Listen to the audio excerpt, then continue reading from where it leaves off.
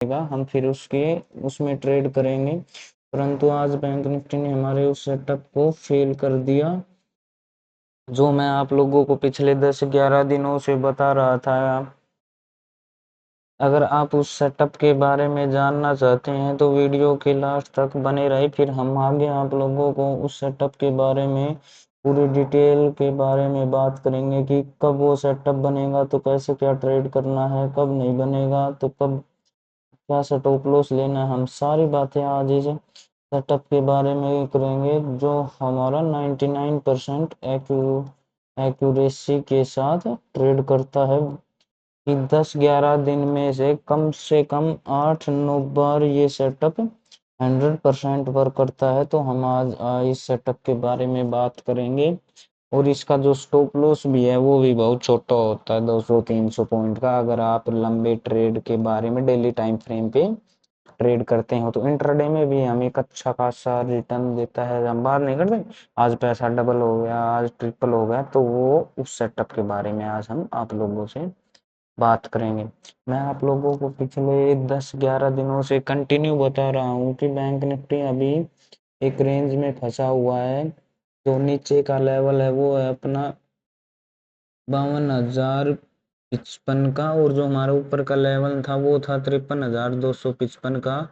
जैसे इस लेवल को ऊपर या नीचे ब्रेक करेगा तो फिर हमें एक अच्छी खासी 1200 से 1500 पॉइंट की हमें एक अच्छी खासी वन वे मूव डायरेक्शन में हमें एक मोमेंटम देखने को मिलेगी डेली टाइम फ्रेम पे। अगर बैंक निफ्टी इस लेवल के नीचे क्लोज करता है या 53,255 के लेवल के ऊपर क्लोज करता है। यही बात हम कई दिनों से मैं आप लोगों को बता रहा था, और मैंने कल आप लोगों को ये एक इम्पोर्टेंट ट्रेंड लाइन भी बताई थी कि आप इस ट्रेंड लाइन को फॉलो करके एक इंट्राडे में एक छोटा सा अपना ये यहाँ तक का टारगेट के साथ, अपना छोटे से टारगेट के साथ हम बैंक निफ्टी में ट्रेड करेंगे। अगर बैंक निफ्टी इस लेवल के अपने इस ट्रेंड लाइन को ब्रेक करता है तो।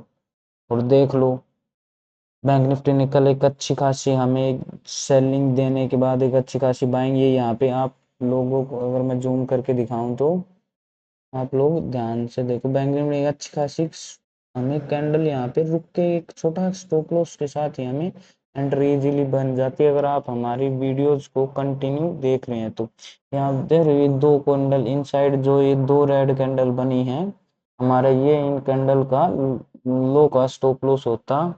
और जैसे ही इस लेवल को ब्रेक किया फिर आप हमें एक 100-150 पॉइंट की वन वे डायरेक्शन मोमेंटम, अगर आप यहाँ पे भी एंट्री नहीं लेते तो जो अपर साइड जो ये दो कैंडल्स बनी हैं इनका स्टॉप लॉस लेके फिर हमें एक अच्छा खासा मोमेंटम इस कैंडल में मिल जाता। अगर आपसे ये ट्रेड भी मिस हो जाता तो फिर हमें एक अच्छा खासा मोमेंटम, यहाँ पे मैंने आप लोगों को टारगेट भी यही टारगेट दिया था कि जैसे ही बैंक निफ्टी इस लेवल को पास आएगा हम अपने प्रॉफिट बुक कर लेंगे छोटे से टारगेट के साथ। क्योंकि ना तो हमारा सिनेरियो नीचे की तरफ था ना बाइंग की तरफ था, जब तक बैंक निफ्टी इस रेंज के अंदर फंसा हुआ है। मैंने आप लोगों को यही बात बताई थी, पिछले 2-3 दिन से हम इसी के बारे में बात कर रहे थे। अब हम अपने जो हमारा एक इम्पोर्टेंट सेटअप है हम उसके बारे में अब बात करेंगे कि वो कैसे क्या फेल हुआ।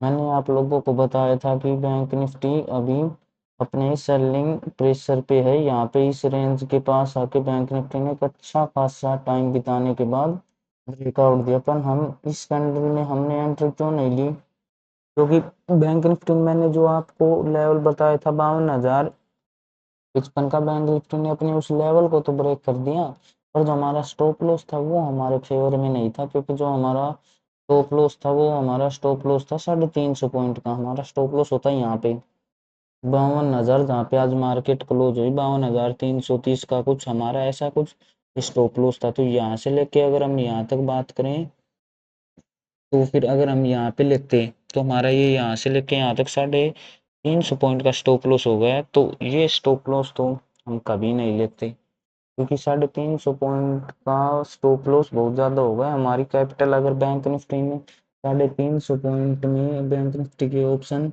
250 या 300 भी मूव करते, क्योंकि ये कैंडल आप देख रहे हो, ये कैंडल अकेली कैंडल ही 150 से 180 पॉइंट के बीच की, ये अकेली कैंडल ही 150 से 180 पॉइंट की थी।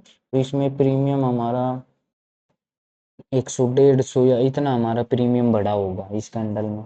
तो हम इस फ्लो में इसी कैंडल में तो एंट्री नहीं लेते, हम एंट्री लेते अब जैसे ही मार्केट इस लेवल को अपने को ब्रेक करता ना 51,800 के लेवल को, फिर हम एंट्री लेते। अगर बैंक निफ्टी यहाँ से ऐसे आके एक अच्छा खासा टाइम भी बिता दिया, मैंने बताया था कि आप लोगों को जैसे ही बैंक निफ्टी एक अच्छा खासा टाइम बिताएगा फिर हम वहां पे एंट्री लेंगे। तो बैंक निफ्टी ने एक अच्छा खासा अपने इस लेवल के पास एक अच्छा खासा बैंक निफ्टी ने आधा एक घंटा एक अच्छी खासी बैंक निफ्टी ने रेंज बनाई है। अब इस रेंज को अगर बैंक निफ्टी नीचे की तरफ ब्रेक डाउन करता ना, तो फिर हमारा जो नेक्स्ट जो टारगेट होता वो होता 51,555 का। ये तो टारगेट मैंने फर्स्ट टारगेट हमारा ये होता, और जो सेकंड टारगेट होता वो होता 51,500 जी 51,055 का।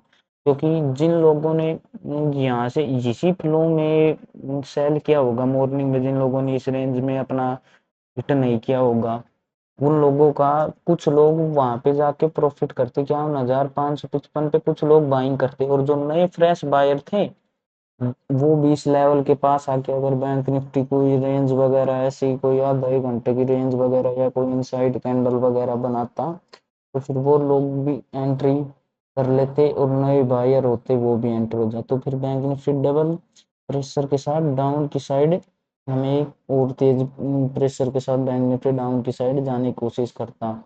क्योंकि फिर ये एक साइकोलॉजिकल भी लेवल भी है 555 का।